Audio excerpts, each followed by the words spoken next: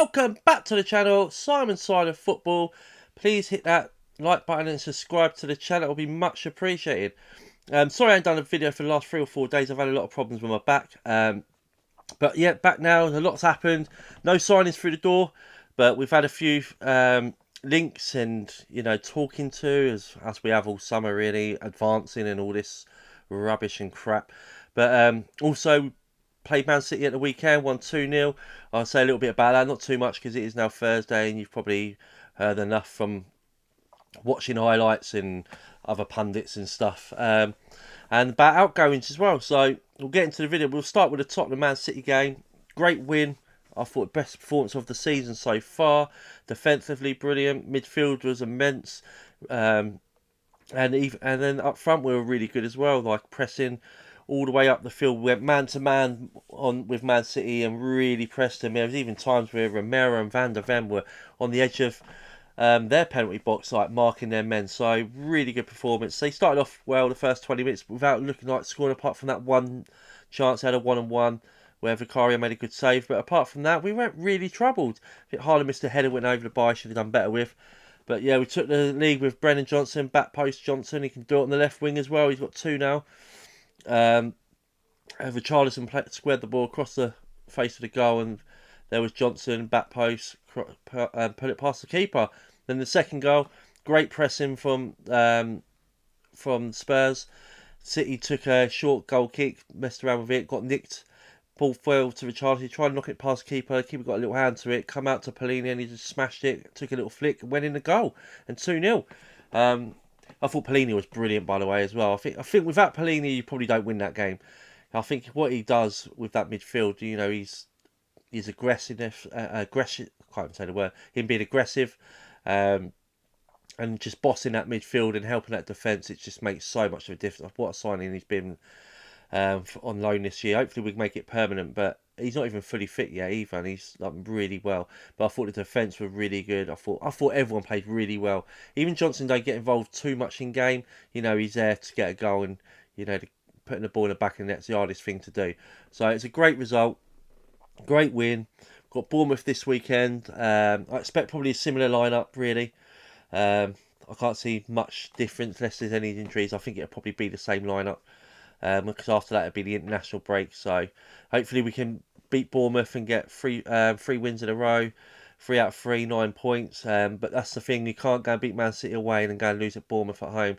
Because other years that's what we go and do. So we need to back it up and have another win and get 9 points on the board, where it'll be a perfect start to the season. No goals conceded either. I can't remember the last time Spurs had 2 back-to-back clean sheets in the Premier League. Can't remember how many clean sheets we had in the Premier League last year, because it wouldn't have been many. We'd probably maybe even one off it already. But great result, 3 points. Let's hope we can do it again against Bournemouth this weekend, and it'll be a great way to go into the international break. Signings, none have come in yet, but links as always. Advancing. It's, I'm annoyed. I don't like the word advancing anymore. I'm fed up with it. I want some here we goes and seeing some players holding up the shirt, but hopefully, 4 or 5 days now to go. We need to get a couple in the door, because at the moment, I'd say our window's probably a 4 out of 10.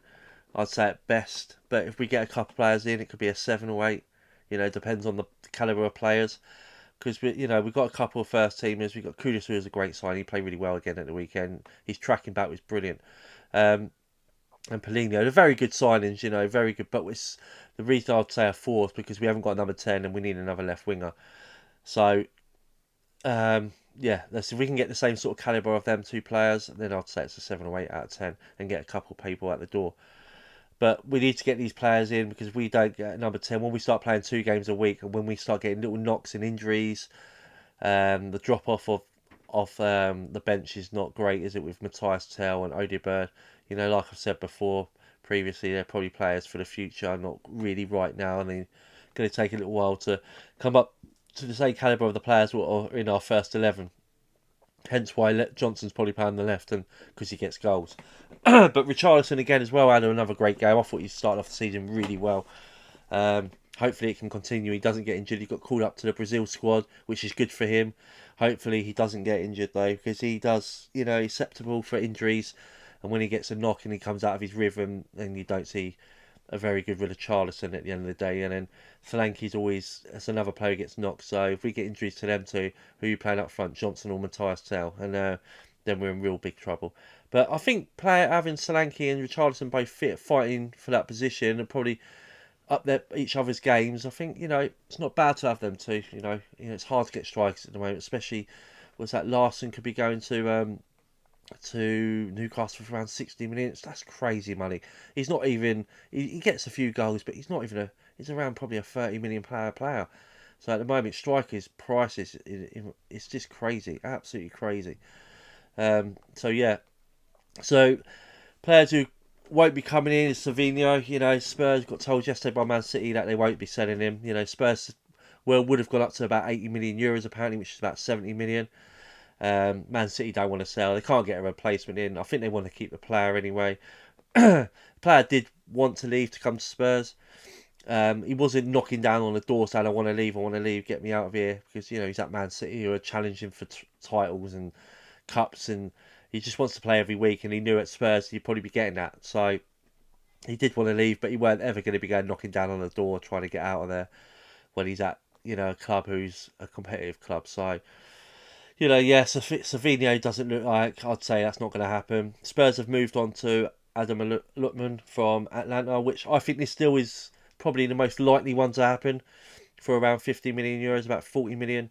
Atlanta are willing to sell. He wants to leave. He's he wants to come to the Premier League. He's open to coming to Spurs. So I think that deal will be the one what gets done, in my opinion. I think that's the most likely one. Spurs were looking at Morgan Rogers. Never going to happen. Never in a million years. He's their Villa's best player. He's one who's come through the ranks for them, and they want about 800 million. Levy's never putting that money down, and especially this time in the window, you're not getting a deal like that get done, especially not now. So yeah, that's not happening. It'll be. I obviously would love to have Rogers. He would be a dream. I think that would. I think everyone would quite forget about Eze then, if we got Morgan Rogers, but that's not happening. We did speak to him, but yeah, nothing's going to happen with that. Other ones, Simmons. I think Spurs have inquired about him.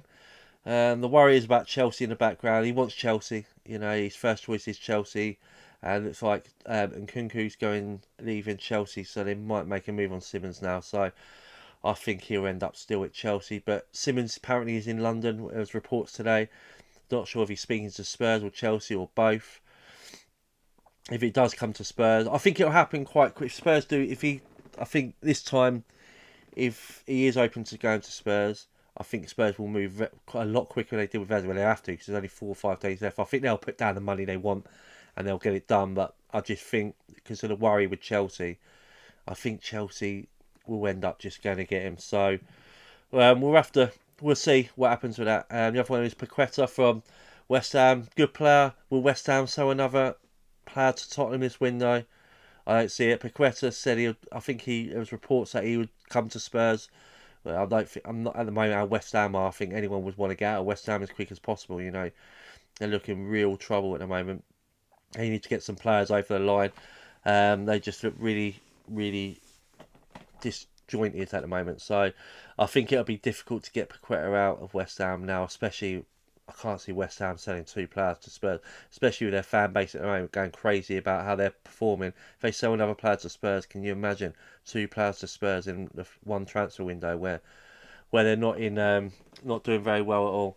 So I think that one's another difficult one to do.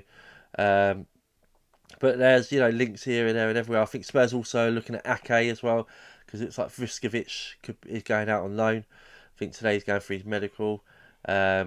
So Spurs are looking at Ake. I think that's another not a bad option. I think he can play left back, play centre back. I think it's a quite good, not too expensive deal to do. He's got experience.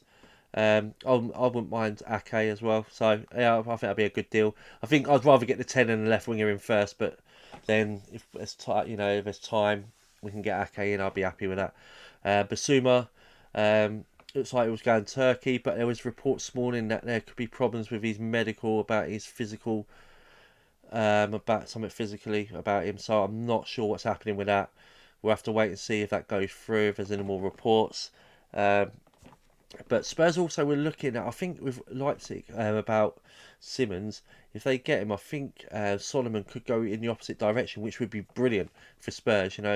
Take a little bit of money off the fee and get rid of Solomon at the same time. I think Solomon would probably go there as well.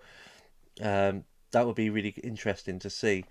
I think that would probably, if that happens, I'd be very happy because I think Xavi Simons is a great player. Him as the number 10 would be really good. I'm just worried about Chelsea in the background, and he prefers Chelsea.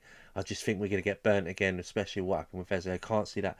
Can't have that again. We've had this summer with the Morgan Gibbs White and then Eze, and then if this happens with Xavi Simons, and we put our eggs in one basket and we end up with no number 10, it'd be terrible. We just need this number 10 because when we start playing 2 games a week, we're going to be in big trouble if we ain't got a couple more attacking players. We really are.